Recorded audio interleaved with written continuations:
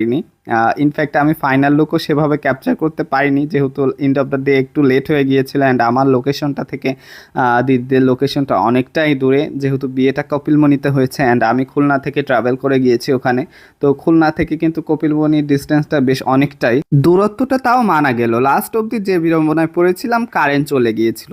আমরা লিটারালি বসেছিলাম, কারেন্ট আসছে না, চুল করব কিভাবে, ক্রিম করতে পারবো না, হেয়ার স্টাইল কিভাবে করব, এভরিথিং নিয়ে এতটা টাইম লেট হয়ে গিয়েছিল। লাস্টে হচ্ছে বিশেষ করে আপুর গয়না পরাইতে পরাইতে আমি হাঁপিয়ে উঠেছিলাম। আপু সবকিছুই গোল্ডের পরেছিল, বাট লাস্টের দিকে মানে সবকিছু কারেন্ট যেহেতু লেট করে আসছে, সবকিছুতেই একটু লেট হয়ে গিয়েছিল।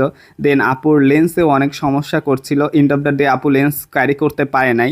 লেন্স নিয়ে আমরা অনেকক্ষণ ঘাটাঘাটি করেছি, সব মিলিয়ে টাইমটা এমনভাবে চলে গিয়েছে বলার বাইরে আর কি। যাই হোক, লাস্টে এই জন্য আমরা সেভাবে ক্যাপচার করতে পারিনি।